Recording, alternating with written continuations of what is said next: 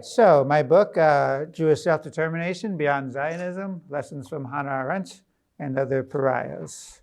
All right, so the heart of the book is a quest to stimulate thinking on a contemporary reformation of Jewish self-determination, one that would go beyond Zionism. So to do that, there's two main components. One is the recovery of a dissenting Zionist tradition from the pre-state era, so from pre-1948, one that opposed a hegemonic Jewish state and insisted on a just coexistence with Palestine's Arabs in a binational federation. So I call them the humanist Zionists. So that's one component. The other component is to put them in a conversation with contemporary Jewish dissenters, as well as the preeminent Palestinian critical thinker, Edward Said, to have an updated synthesis. So the inspiration for my book was, one, it's just despair over what Israel has become, what the really existing Zionism project has become, and the prospects of a just resolution between Israeli Jews and Palestinian Arabs. To quote from a prominent and recently departed Israeli historian, Zev Sternhell, in 1916, "We are at the height of an erosion process of the liberal values in which our society is based. Those who regard liberal values as a danger to the nation, the homeland, and the Jewish state are the ones currently in power. They are striving to delegitimize the left and anyone who does not hold the view that conquering the land and settling it through the use of force are the fundamental foundations of Zion." My criticisms go beyond even sort of recent years, but nevertheless, I think he gets to a grim reality that's all the worse now in 2023. A second inspiration is dissatisfaction with the narrowing of discourse over what Zionism means. So Zionism has now come to mean support for a hegemonic Jewish nation state. And so that itself erases the many debates over how to realize Jewish self-determination. And so I aim for a new foundational approach. Basically, what went wrong with the really existing Zionist project, and how can we get out of this dangerous descent? So who the humanist Zionists were and why we should care. These were Zionist dissenters from the pre-1948 era that were there from the outset of the establishment of the Jewish Yishuv in Palestine following the British Balfour Declaration of 1917. Their main institutional voices were Brit Shalom in the 1920s and early 1930s, and then Ichud in the 1940s. They never had a lot of active members, but they had influential figures like Martin Buber, Judah Magnus, who was the founder of Hebrew University in Jerusalem, Henrietta Zold, who later became the founder of the American Woman Zionist organization, Hadassah, the famous scholar of Jewish mysticism, Gershom Scholem, and from a distance, Albert Einstein, who I assume you've all heard of. So their Zionism was looking to the ancient holy Jewish site of Palestine as a basis for invigorating Jewish life globally, for reviving Hebrew as a spoken language, and for developing community institutions and practices informed by the best of Jewish and outside values and traditions. Importantly, they opposed the Jewish nation state because it would both displace Palestine's Arabs and it would elevate the concerns of realpolitik and state interest over a quest for Jewish renewal and coming up with a new model of social justice. So the humanist Zionists then were necessarily very critical of the mainstream Zionists, as the mainstream Zionists embraced nationalism and courted the dominant imperialist power. So that being Great Britain in the early 20th century up to the 1940s. They courted them rather than working out arrangements with the local population.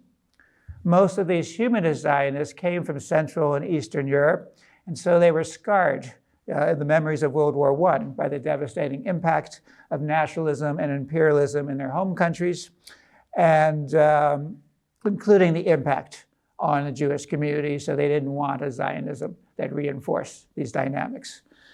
Still, some of you may be thinking, and I've gotten this certainly from other critics, I guess, is, Okay, maybe that's interesting that these existed, but so what? They were a lost cause. So why bring them back up? And so here's why I do.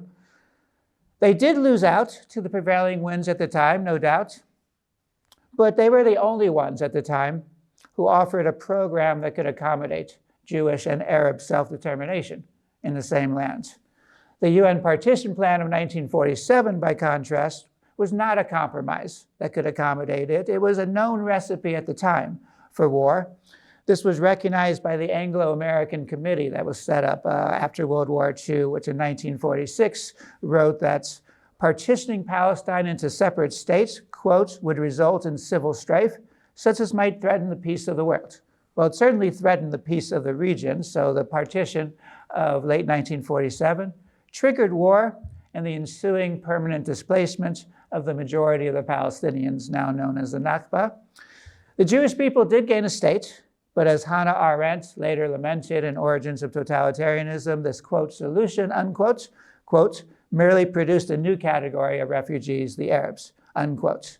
Moreover, as also anticipated by Hannah Arendt and other humanist Zionists, this Jewish state, forged in conflict, became both militarist, with a siege mentality, and committed to diminishing the Palestinian footprint. Both of these qualities have compromised liberal democratic principles from the outset and enabled perpetual conflict, regional isolation, and a dependence on outside power. So if pre-1948 it was Great Britain, certainly post-1967 it's been the United States. Okay, so I turn now to Martin Buber and Hannah Arendt, who I regard as the most insightful of the pre-state humanist Zionists. Martin Buber, kind of a polymath, he was the leading intellectual mentor and moral inspiration who lived in Palestine, Israel from 1938 to his death in 1965. He offered the most comprehensive vision for the movement, what he called, quote, Hebrew humanism, unquote. This was grounded in a set of Jewish and universal ethics. The Jewish ethics were looking back at the prophets, at the Jewish mysticism and spiritualism, while the universal ethics were looking at the liberal Enlightenment more generally, but also socialism, in particular the decentralized community-based socialism, sometimes known as anarchism. He looked to the Jewish yeshuv that was set up in the early 1920s as both a spiritual, cultural inspiration for Jews globally, and more broadly as part of a new global movement to foster just pluralist communities and the end of imperialism. He was particularly excited about the collective agricultural farms known as the kibbutzim. They were bringing a model of participatory, decentralized socialism with a strong spiritual component. Importantly, and he did rebuke the kibbutzim for this as well, he identified a just accommodation with Palestine's Arabs as the most fundamental challenge. A regenerated Jewish people in Palestine, he affirmed, has not only to aim at living peacefully together with the Arab people, but also at a comprehensive cooperation with it in opening and developing the country. So in other words, the project would fail if it didn't develop a comprehensive cooperation. His view then toward coexistence carved out a nuanced position between the mainstream Zionists, who demanded an overwhelming Jewish majority, which would have necessitated the expulsion, at least of the majority of Palestine's Arabs, and the anti-Zionists who rejected any collective status for Jews in Palestine. So for him, he accepted as a Zionist that the project has to go on and it will intrude upon Palestine's Arabs, and it will be impossible to avoid all tensions. But, he added, the task is to avoid what he called, quote, political surplus, unquote, demanding more than you need for Jewish self-determination. His program then involved Jews, certainly the bulk of them were new to Palestine from Europe, that the Jews would reach out to the Palestinian Arabs. They would work on living with Palestinians as opposed to living segmented, living alongside Palestinians.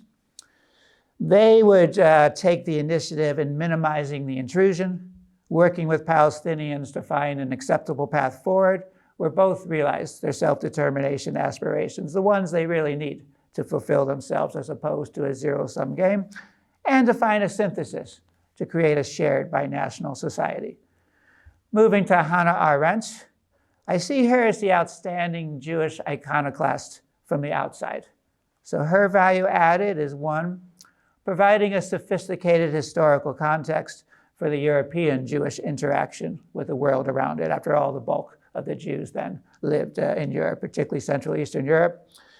So part of this included accounting for the evolving shape of anti-Semitism, for dysfunctional aspects of how Jews engaged with others, and the destructive impact of nationalism and imperialism on Europe, on the globe, and on the Jews in particular of Europe.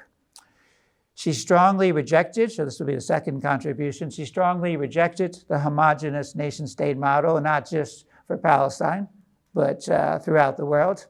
And for Zionism, she sought to delink Jewish self-determination from the state project and to find new political forms for enabling coexistence of multiple national groups, right? Her initial inspiration is in Europe, but this is what she hoped for Palestine.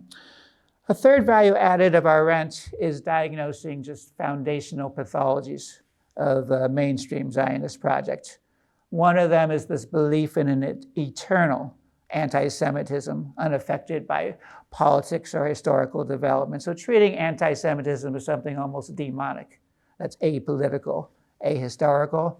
Her second critique is relying on what she called a tribal nationalism, one that rejected all prospects of living in peace, in coexistence with another group, rejected all collaboration with other groups other than alliances of temporary convenience. So for her, it was crucial to attach the long-term health of the Jewish community, of this new, say, Zionist binational federation, to a more developed and just global order that broke free from imperialism and the nation-state system. So my book synthesizes the insights of Buber and Arendt into a composite humanist Zionism. I then engage them with the range of post-1967 pariahs. By pariahs, I mean it as Arendt means it, those who opposed oppression from the outside, so in case of the Jews, opposing anti-Semitism, but also opposed hierarchy and injustices within their own community. And so I do this to come up with a synthesis adjusted to changing realities and to fixing some of the flaws, particularly the Eurocentric flaws of the original humanist Zionists. So I engage a series of thinkers. I start with Noam Chomsky and Uri Avnery. Particularly, I'm looking at their early post-1967 writings into the mid-1970s. If you keep in mind that after the State of Israel is formed in 1948, Jewish dissent became fairly weak, both in Israel and in the diaspora, including the United States, really through the early 1970s. So Chomsky and Avnery are the ones that are pathbreakers in reviving a Jewish dissent. Chomsky is inheriting Hannah Arendt's mantle as the outstanding diaspora Jewish Zionist dissenter. He situates Israel and its relations with the Palestinians post-1967, the US, and neighboring Arab states in a broader global context. Uri Avnery is the outstanding Israeli variant of the celebrated pariah for Hannah Arendt. He founded this journal, Ha'olam Hazeh, This World, which really is the first left muckraking news periodical in Israel. Neither, to be sure, identified with the old humanist Zionist, but they both carried on the spirit of developing a more inclusive and progressive vision of self-determination. And equally important, they both sought a new program for Jewish-Arab coexistence post-1967. They saw this actually as an ideal time because the Palestine Mandate was now no longer divided between Israel, Jordan, and Egypt. Now was a time to kind of think about new alternatives. Chomsky proposed the revival of the old socialist binational federation. Al-Nuri is the first, at least prominent thinker who proposed a two-state federation where the state of Palestine would be based on the territories taken in the 1967 war, the West Bank, the Gaza Strip, with Jerusalem being united. But it's different than the way two-state has become understood, particularly since the 1990s, as two strictly separated states. He called for an open federation where they would be closely tied together, and there'd be a progressive commitment to improving the lives of Palestinians. So the two would be joined together. They would have separate states, but something very different than the model of the last 3 decades. Chomsky in particular also stands out for criticizing, particularly in the United States, American Jews after 1967 who called themselves, quote, pro-Israel, unquote. That kind of pro-Israel, Chomsky warned, is uncritical support of a updated belligerent stance of Israel in the post-1967 era, and it's hardly conducive to an appealing and long-term secure Jewish state. So even if one bracketed the Palestinians Arabs, he argued that this is hardly pro-Israel for having a healthy, just society of Israel. He also decried the chilling of critical commentary within the mainstream U.S. Jewish community. Okay, then I next turn to a few prominent contemporary liberal Zionist Jews and anti-Zionist Jews. For the liberal Zionists, particularly of the past 2 decades, I include Peter Beinart, at least before his partial conversion in 2021, and Chaim Gans, an Israeli moral philosopher who provides the most sophisticated version of liberal Zionism. For Jewish anti-Zionists, I feature the philosopher Judith Butler, the Jewish theologian Mark Ellis, and one of the new Israeli historians, Ilan Pappé. In part, I do point out my points of departure from each of them. So for the liberal Zionist Jews, I depart from their support, their continued support for a hegemonic Jewish state, and for their failure to fully confront the events of 1948.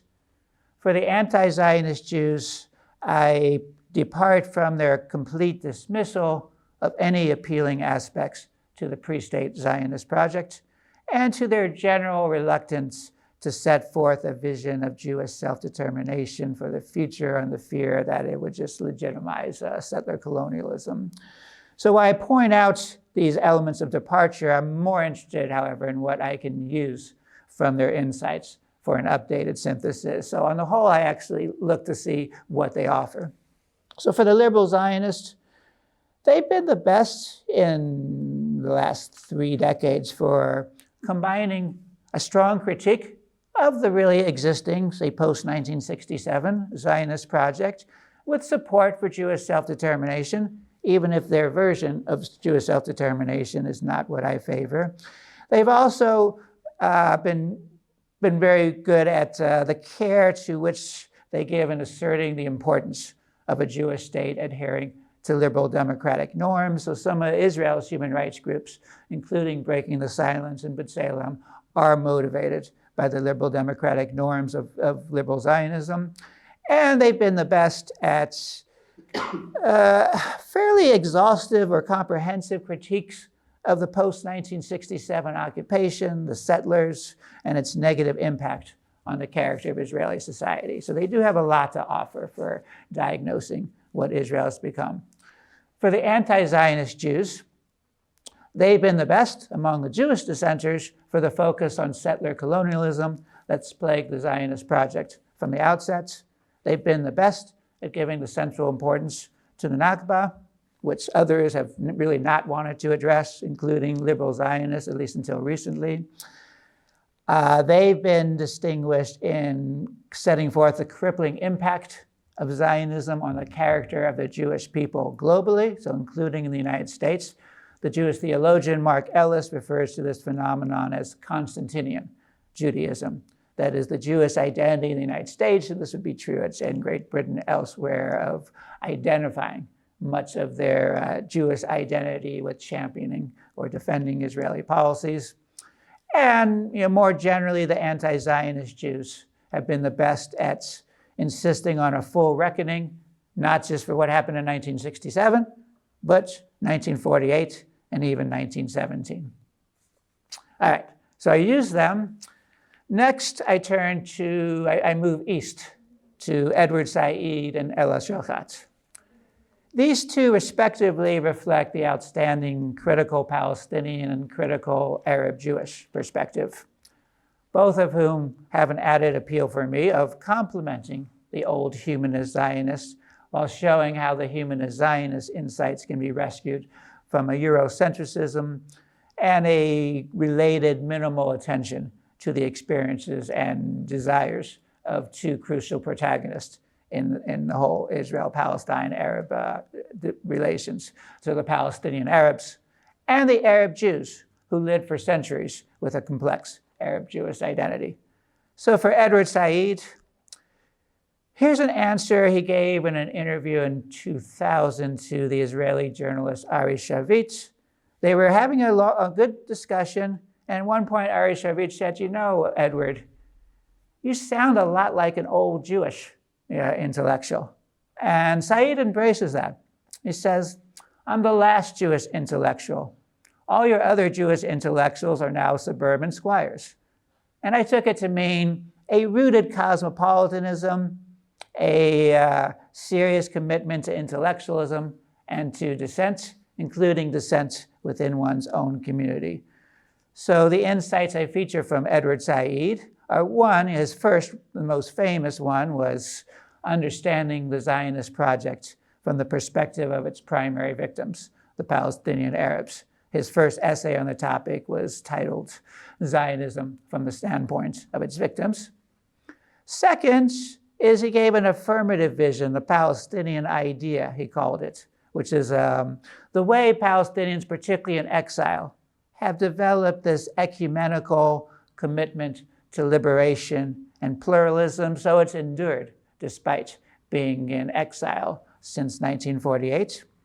Third, and this is in part because he was long fixed within the United States, within New York, so certainly had very sophisticated knowledge of the American Jewish community and of the Jewish European tradition. His recognition that the fates of Palestinian Arabs and Israeli Jews have become deeply intertwined. Their identities have interacted with each other, and both need to come to terms with the other. Another value of his is, because he's also an internal critic, is a probing scrutiny of Palestinian politics and society. So like Hannah Arendt on the Jewish end, he warned against parochialism within the Palestinian community, and he too would speak of a dual oppression. So on the one hand, the primary oppression obviously is from the Israelis, and you can say it's American supporters, but also watch out for Palestinian leaders and Palestinian parochialism. And then he appealed for a shared history. This is part of the coexistence, and particularly he focused on a shared history of the collective traumas. So he implored his fellow Palestinians to come to terms to learn about the Nazi Holocaust. And of course, he implored the Jewish community to recognize and come to terms with the Nakba. And so learning and studying together the collective traumas and how it brings the two people together, he argued, was crucial to get both peoples to accept the humanity of each other and the permanent reality of the other and the need to coexist. And so he developed an updated vision of binational coexistence, in part influenced by the old humanist Zionists. He argued that Jews and Palestinians should accept a reformed view of self-determination that did not diminish either people's attachment to the land, but would, quote, soften, lessen, and finally give up special status for one people at the expense of the other, unquote. And on the highly sensitive topic of immigration, he wrote, the law of return for Jews and the right of return for Palestinian refugees would be considered and trimmed together. Moving to Ella Shochat, she's very inspired by Edward Said's general work on Orientalism and his specific work on the Zionist impact on the Palestinians. So she becomes prominent by the 1980s. Her breakout essay is called The Sephardim in Israel, Zionism from the Standpoint of its Jewish Victims. So that latter point is a nod to Said's famous essay of Zionism from the standpoint of its victims. So in her case, she meant the Jews of Arab states, including her parents' home of Iraq, who in just a few years in the 1950s were first made to be largely unwelcome in their home countries, and then had their Arab identities disparaged and vilified in their new home of Israel. So as Arab Jews, a term that seemed very strange and contradictory at that time, they fell out of sorts with the surge in both Arab nationalism and, of course, in Jewish nationalism. So her work, in part, uses the experience of the Arab Jews in Israel to bring out both the Orientalism in Israeli society, where the Arabness in Jews was reviled and seen as inferior by the European-based or the Ashkenazic Jews, and the homogeneous nationalism in general. So no place for some kind of a heterogeneous identity like the Arab Jews. So I see her as blending Edward Said's ideas with Hannah Arendt's on the dangers more generally of a tribal nationalism and a blurring out of complex historical dynamics. Affirmatively, Shochat's work points to the potential of Israel's large Arab Jewish population to be the vanguard of forging a new coexistence devoted to an appreciation of the long interconnection of Arab and Jews in the region. This would include the plea for pluralism, the embrace of interactive identities. So I end up with what an updated critical Jewish perspective should look like. First is reckoning with the grave damage inflicted by the actually existing Zionist project, confronting the foundational pathologies and the long dehumanization of Palestinians. This would necessarily include a commitment to some form of reparations for Palestinians. Second is the urgent need for a shared history that Said articulated and committing to a shared future. Third, which is also vital, is finding creative political, socioeconomic, and cultural institutions to accommodate the deep attachments of both Israeli Jews and Palestinian Arabs to the same land, to what might now be called Greater Israel, or the original Palestine Mandate, while fostering shared governance and substantive interaction at the grassroots level. It doesn't mean literally reviving the old binational program of pre-1948, or necessarily doing away with all forms of two-state proposals. In my concluding chapter, I point to a grassroots project of Palestinian Arabs, citizens of Israel, and Jews in Israel that's called A Land for All. It engages in an ongoing collaboration. So it's no longer just the Jewish community working this out. After all, now actually it's Palestinians that are much more active in coming up with these binational federations. So these two peoples are working together on a set of shared goals and principles. I'll just read forth three of their principles. It's at the second last page of my book. Okay, one is sort of a nod to present demographic and international legal realities of two sovereign states divided along the 1967 boundaries. Second is respect for the deep affiliation of both Palestinians and Jews to the land in its entirety.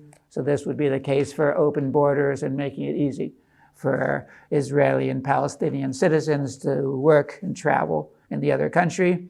And the creation of joint institutions, quote, operating on the basis of equality, unquote, to address a range of issues, including security, civil and socioeconomic rights, economic issues, environmental protection, and climate cause. Okay, so in conclusion, my ambitions might seem like fantasy now. To quote from a much older Uri Avneri, when he became a critic of one-state proposals, he warned that Some of the one-staters are looking to escape into the world of idealist solutions for the days of the Messiah. So he had sort of an acerbic, sarcastic element to him. And my answer is, there's nothing prevailing now at the mainstream. There's no mainstream alternative that has it. I mean, it's clear if you look at the Biden administration, they have no plan, no program, and no other, not here in Great Britain, nowhere else is there some kind of viable plan in case. So it's clear that some kind of deep transformation is needed. My book is focused on how to think about a profound transformation and what Jews want from self-determination. Obviously, one also needs a transformation in Palestinian politics, in US politics, in global politics. But I don't see any alternative. And I remain an optimist in that I see rays of hope even in today's gloom. I still see, in the diaspora in particular, but to a lesser extent in Israel-Palestine, of the two groups seeking to work together and not demonizing the other. And so it's one big reason I wrote the book. So at heart, my book is a tribute to what Arendt called the Pariahs. Thank you. Thank you so much, Jonathan.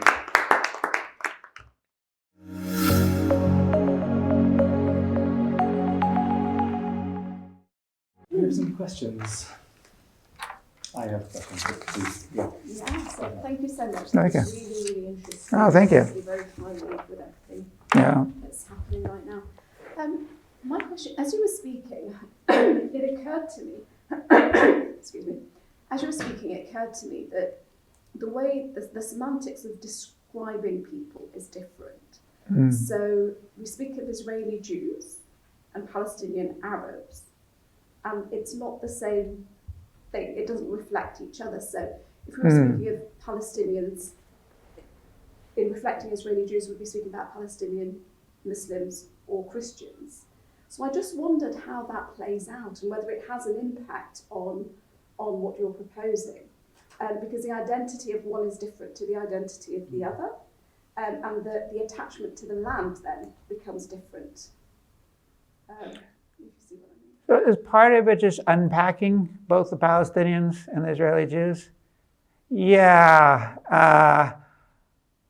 I do it in part. Probably, I do it much more for Israelis when I unpack the Mizrahim, so the Jews who lived generations in the Middle East from the European-based Jews. I do it less for the Palestinians in this project. One reason I liked Ella Shochat is she at least is expanding the conversation. It's not just between European-derived Jews and Palestinians, so she's already unpacking it with complex identities. So I give a start to that, but you're certainly correct that you're going to need more unpacking, and it is ultimately going to require a more complex enterprise of how Palestinians relate to each other, how the Israeli Jews relate to the other. There's certainly complex, sometimes very tense divisions within each of the community. Their religious traditions. So in the case of Palestinians, you could say there's Muslims and Christians, not to mention that there's divides between how they think of their Muslim identity, how they think of their Christian identity, and those that relate more to secularism. In Israel, you got all sorts of just internal. So even among those who are considered, say, ultra-Orthodox Jews, where the rabbis come from, their traditions vary a good deal. So that's part of it. I still think as a starting point, one has to overcome that really huge gulf between the Israeli Jews and Palestinian Arabs. In a way, they would both then get more sophisticated in understanding each other's community. And so just as Edward Said was employing his fellow Palestinians to understand the complexity of the Jewish experience, and Ella Shochat extends that. The same thing then would hold for the Jews as one gets more sophisticated and not just start with them as almost like a demonic other is the willingness to kind of think through the Palestinians, I think then the dialogue wouldn't necessarily expand. So I think that's part of it, but I grant that I don't address all of that within this book, but I do think that's an important element. So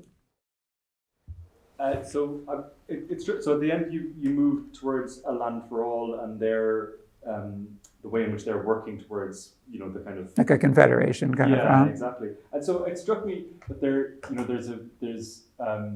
it feels like the current conjuncture is producing a crisis for a certain portion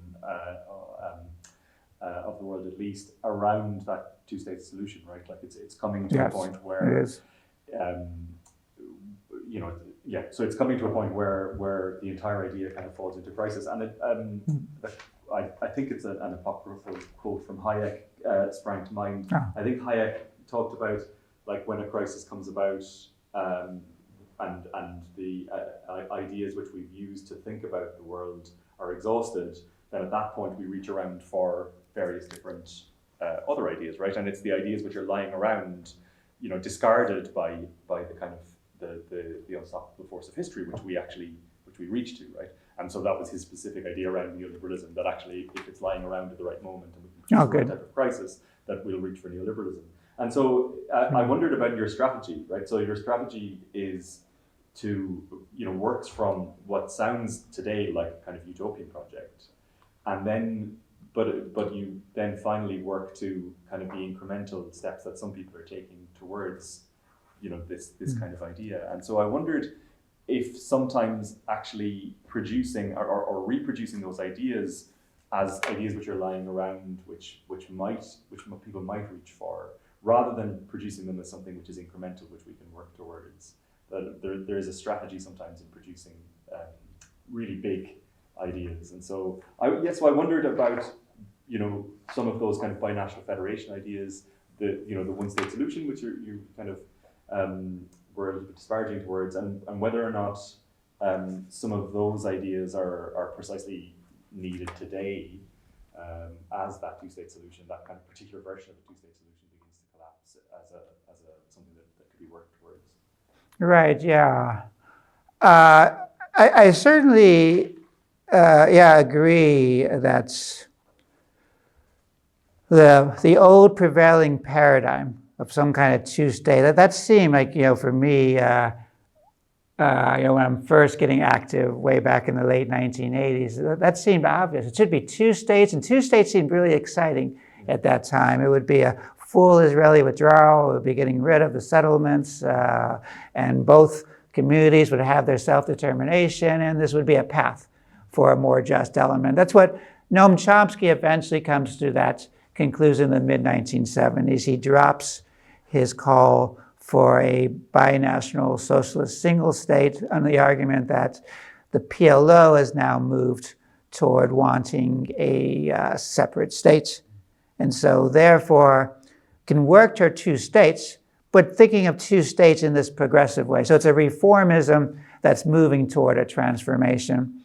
And so I do think we're now at another one of these impasses where the old two-state program has run aground. I mean, I hope I'm not I hope I didn't sound too disparaging of the one-state solution. It's not that I'm opposed to it. It's more like I don't think there's much of a program for that. But I think more generally, what I distance myself from one-state solutions is the ones that bracket the continued national identity of both peoples. So if it's a binational single state, then that is kind of my long-term goal. And so I too then am combining, okay, so what is sort of the utopian in the best sense of the term vision of this kind of binational single state, and reformist paths for it. And so I play around with this in my final chapter too, is some of the international law accomplishments, like in particular, when the PLO was a much more cohesive and sophisticated movement in the 1970s in particular, it was able, in alliance with the non-aligned movement, to change the global consensus to actually support a Palestinian state, because that wasn't even on the agenda after 1948. And so it's not there in 1967. It takes until the 1970s with a lot of work at the UN level, including the UN Security Council. So there's that, and looking at the Israeli occupation and Israeli settlements as the primary obstacle. So those were exciting, I thought, reformist elements. I think they're not sufficient for moving toward something that's beyond just two segmented, separate states. So it was John Bellamy Foster, kind of a more contemporary socialist political economist, thinking more of how to move toward kind of a socialist society that deals with climate crises. There's different kinds of reforms. Some really aren't dealing with the heart of the problem. Others are what he called revolutionary reformist.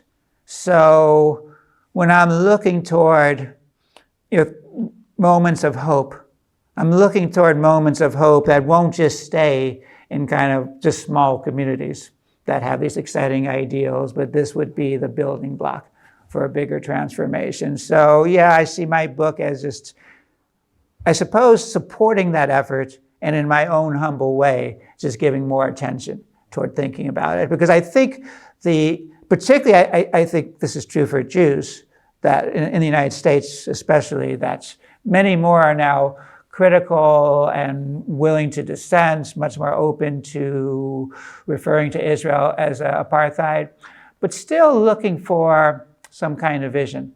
So I think we're in that space now where we really need kind of a cohesive vision. And perhaps the one state, to me, doesn't seem like a sophisticated enough vision. Yes, thank you for a fascinating talk. A couple of very pedestrian questions. When was it published, the book? March this year. This year? Yeah. How long did it take to write? I started in 2016, so I guess I finished it in 2022. So it was something I was invested in for a number of years. And then the more complex questions, which is, I mean, you use the term fantasy. Yes. Which, at a certain point, and it's kind of two parts. One, which is, how has it been received?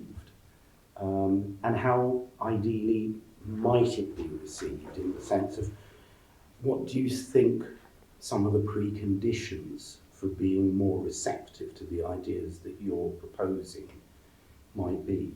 And it's kind of slightly layers onto Ilan's point about contemporary events, and I suppose you also refer to the kind of cul-de-sac of US policy and current Israeli policy as well. So, I mean, there are lots of things. So it's kind of, how has it been received and how might it more positively be received? I don't know how it has been received.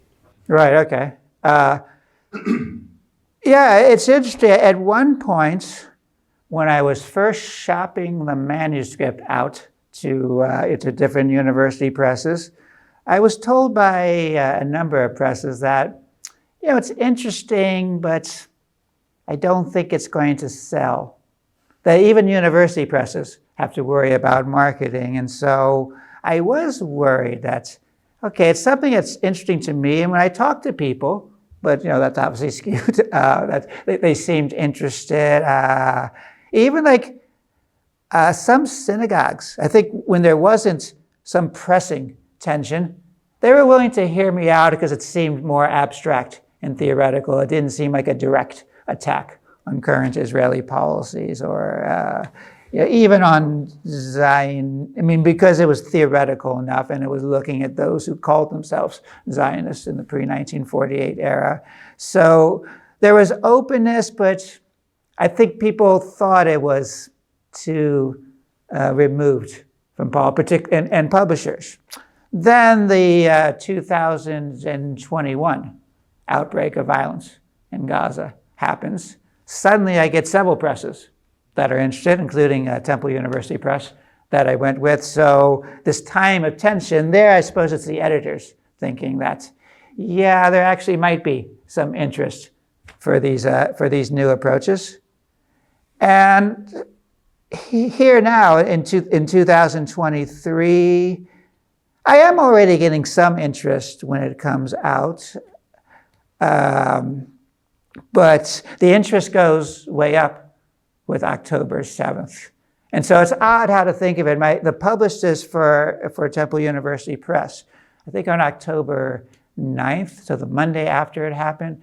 He writes me saying, I hope if you have family or friends in Israel, I hope they're okay. And yeah, this is a really awful situation. But, not to be crass, but this is a good time to promote your book. And maybe you can write an op-ed or something. And so it did suddenly increase interest. So I've been invited to appear on different forums, Al Jazeera, radio stations, the Majority Report with Sam Cedar, and a number of freelance journalists. So the interest now has sparked. And I'd like to think that maybe people's memories are not going to be so short-term now. I'm thinking that hopefully at some point this will be settled, this current horrifying violence, and people will still think, okay, nothing's really working. This is the time for a fundamental change in paradigm. So it did take just the horrors of the current situation to get greater interest. But I think the time is also becoming right for some kind of new approach. So I'd say the receptivity has increased considerably.